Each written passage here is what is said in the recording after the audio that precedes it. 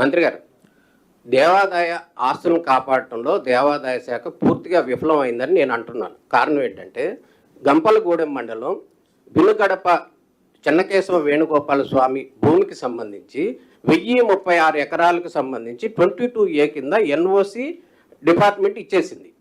ఇక్కడ ఉన్నటువంటి legal team, మీ దగ్గర ఉన్నటువంటి లీగల్ టీం దారుణంగా ఈ భూమి మంద కాదు, ప్రైవేట్ వ్యక్తులదే అని చెప్పి ఎన్ఓసి ఇచ్చేయడానికి పూర్తిగా ప్రిపేర్ చేసింది.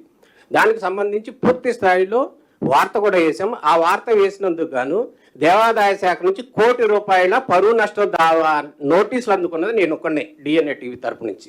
అయితే దాని తర్వాత సంబంధించి గౌరవ న్యాయస్థానం దీనికి సంబంధించి అభయాన్స్లో పెట్టేసింది ఫస్ట్. తర్వాత 1036 ఎకరాలు కాదు, ఓన్లీ కేవలం 28 ఎకరాలకు మాత్రమే ఎన్ఓసి ఇవ్వాలని చెప్పి కూడా ఆదేశాలు ఇచ్చింది.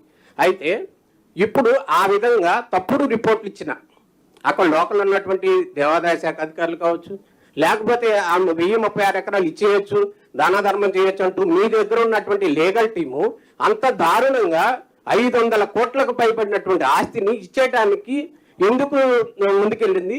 ఆ తర్వాత న్యాయస్థానం జోక్యం చేసుకోవడంతో ఆగిపోయింది. దీనిపై మీ సమాధానం.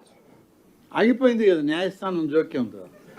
సార్, ఇప్పుడు ఆ విధంగా ఇచ్చేయడానికి ముందుకు ట్రై చేశారు, ఎంక్వైరీ చేస్తున్నారా? దాని లేదు 500 ఎకరాలు ఇవ్వాల్సిందే అని మేము వాదిస్తే కదా. ఇప్పుడు మీ దగ్గర ఉన్న లీగల్ టీము ఆ విధంగా ఇచ్చారు సార్, ఇచ్చేయచ్చని. కోర్టు ఇంటీరియం ఆర్డర్తో పెండింగ్, వారు కూడా అదే చెప్తున్నారు. ఇది ఎస్టేట్ అబాలిషన్ యాక్ట్లో వచ్చినటువంటి సిస్టంలో వచ్చిన దాని మీద కోర్టు ఇంటర్ఫియర్ అయింది. అప్పుడున్న అధికారి ఎవరు ఇచ్చారో ఏంటో అనేది ఇంకా డీటెయిల్స్గా మీకు చెప్పమంటే మీరు ఏదైనా పర్సనల్గా మీ స్పెసిఫిక్ కేసు చెప్పండి, నేను అది పంపించి మీకు రిపోర్ట్ పంపిస్తాను. మీ దగ్గర మీరే అంటున్నారు కదా కేసు మీదే అని, మీ దగ్గర నివేదిక ఉండాలిగా. ముందుకు వెళ్తారు, మీరు ఏదైనా ఉంటే నాకు పంపిండి, నేను ఇప్పుడు చదువుకుంటా దాన్ని.